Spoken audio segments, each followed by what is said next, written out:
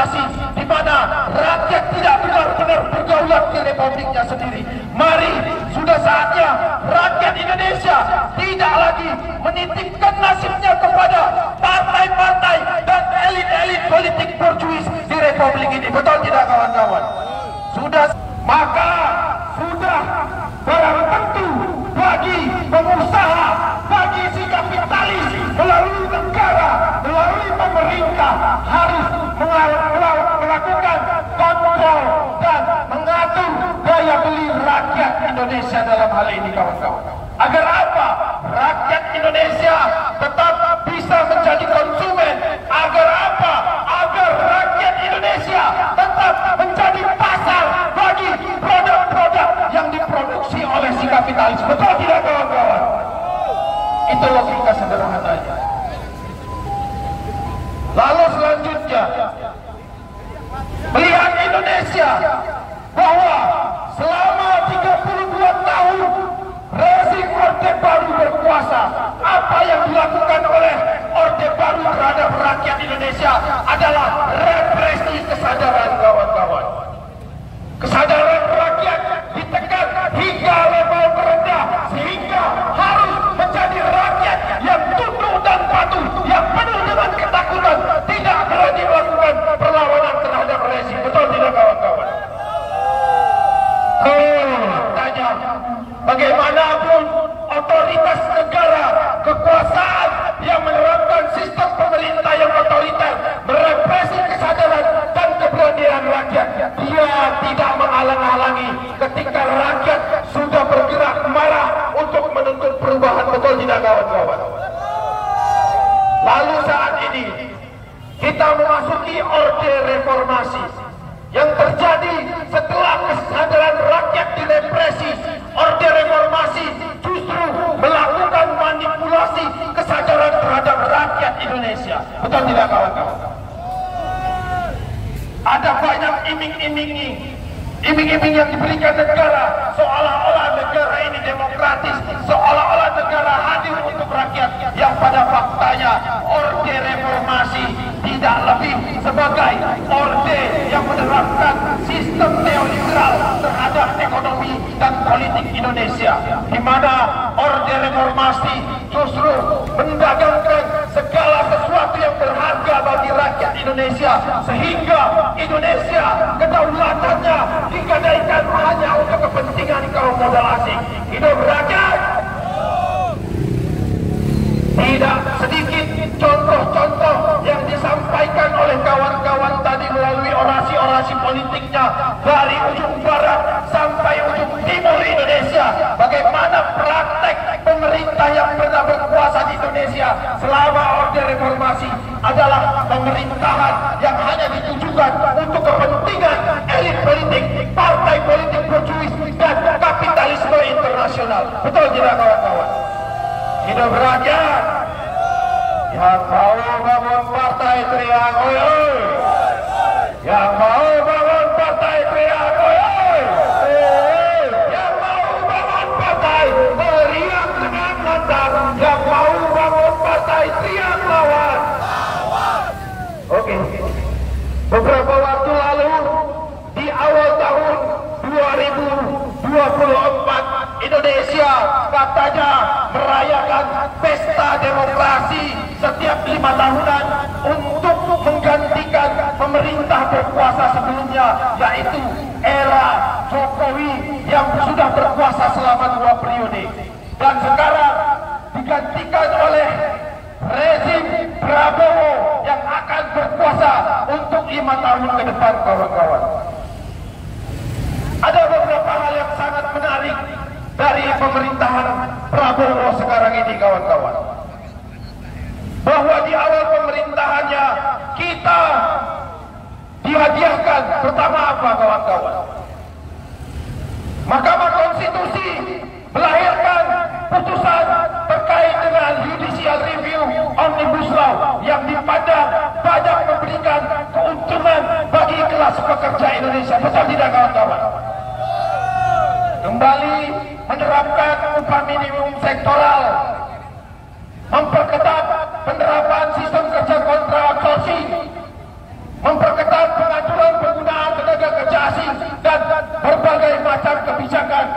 katanya memberikan angin segar dan keuntungan bagi rakyat Indonesia, kawan-kawan. Begitu katanya, betul tidak kawan-kawan?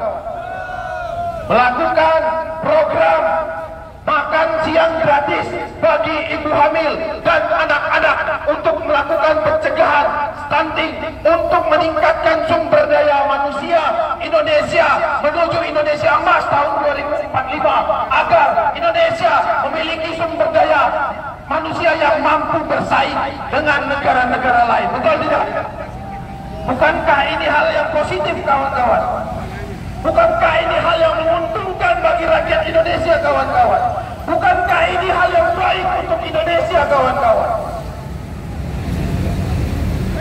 Itu beberapa hal yang digagas oleh pemerintahan rezim Prabowo dengan 4 pilar pembangunan pertama, yaitu adalah hilirisasi industri, swasembada pangan, swasembada energi, dan pengentasan kemiskinan. Itulah yang akan dilakukan oleh rezim Prabowo, kawan-kawan.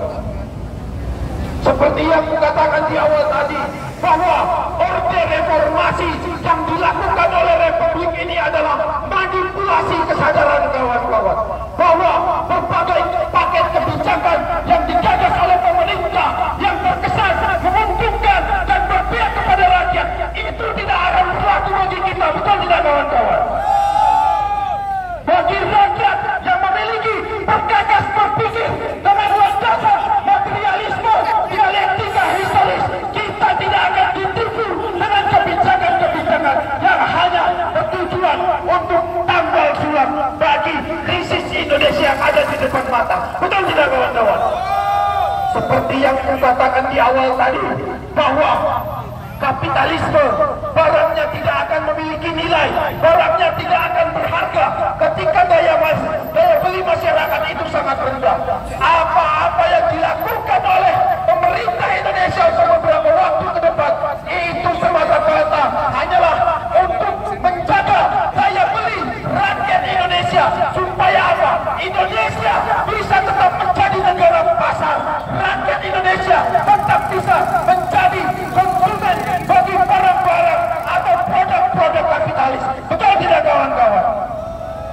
Sekali lagi, bahwa apa yang dilakukan pemerintah Indonesia yang terkesan baik dan positif itu tidak akan berhasil menipu kita yang memiliki landasan berpikir pada kenyataan-kenyataan objektif, pada realita-realita sosial yang sudah banyak memberikan gambaran dan pelajaran bagi kita betapa brengsek dan bajingannya negara ini, di mana pemerintah masih saja mengabdikan dirinya, di mana wali negeri ini masih saja mengabdikan dirinya menjadi anjing-anjing penjilat pantat kaum modal. Hidup rakyat! Hidup rakyat! Maka daripada itu, kami dari Konfederasi Politik Kesatuan Perjuangan Rakyat hari ini mengabarkan kepada segenap rakyat Indonesia, jangan pernah terbuai dengan kebijakan-kebijakan negara yang terkesan hanya untuk tambal sulam dan menjaga daya beli kita. Tapi pada sejatinya pemerintah Indonesia tetap menggantungkan dirinya untuk membangun Republik Indonesia berdasarkan investasi dan hutang luar negeri. Betul tidak, kawan-kawan?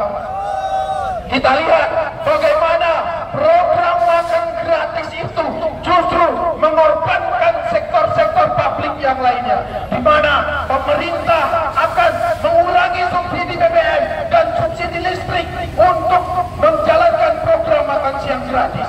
Itu adalah penipuan secara nyata yang dilakukan oleh pemerintah Indonesia. Ditambah lagi, pemerintah Indonesia tidak segan-segan melibatkan investasi asing untuk menjalankan program makan siang gratis. Lagi-lagi, itu adalah penipuan secara terang-terangan yang dilakukan oleh pemerintah di Republik ini, kawan-kawan. Bahwa pada kenyataannya, kaum buruh tetap harus berjuang untuk perbaikan nasibnya, untuk memperbaiki status kerjanya dari kontrak dan outsourcing, bahwa tenaga pelajar harus terus ditindas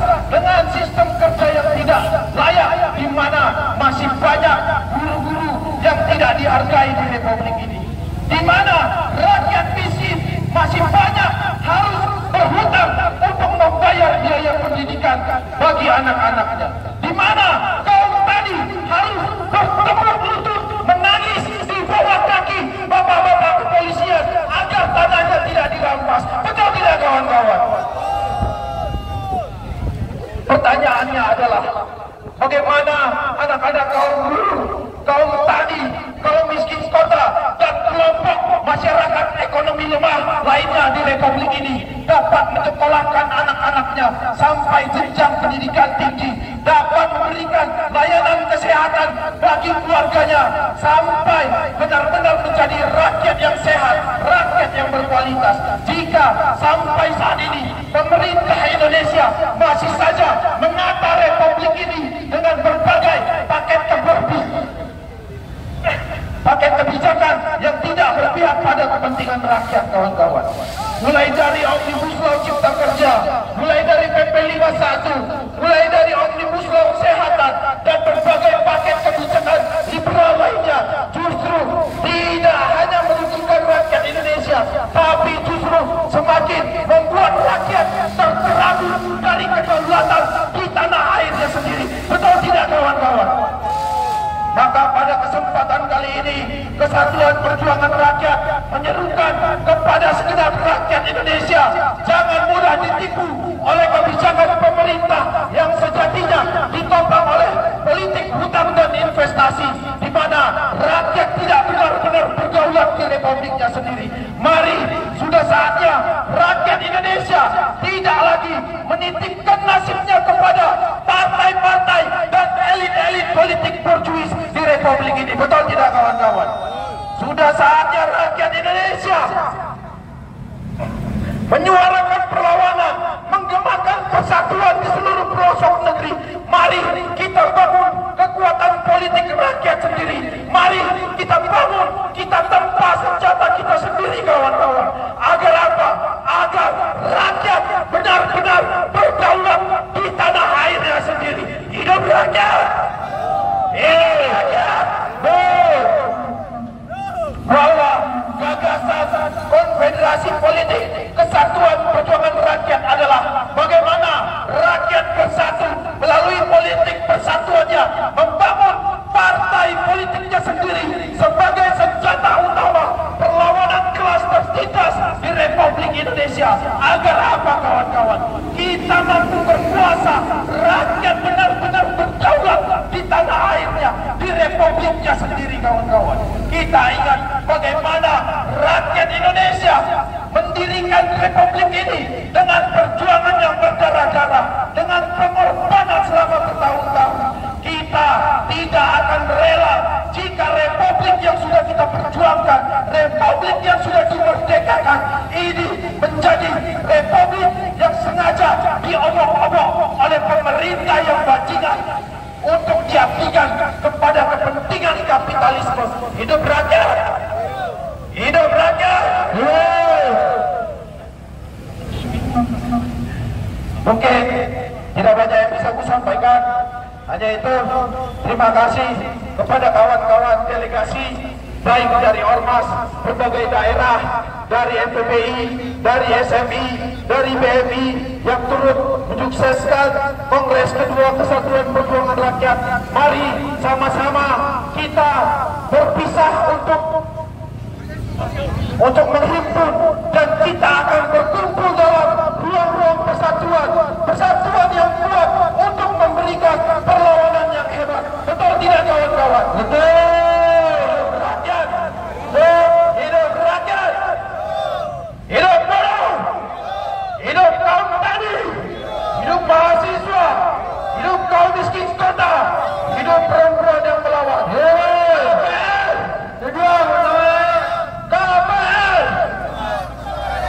Yang mau bangun partai teriak oi oi. Yang mau bangun partai teriak oi oi. Yang mau persatuan, yang mau bangun partai, yang mau bangun partai teriak lawan. Oke, terima kasih.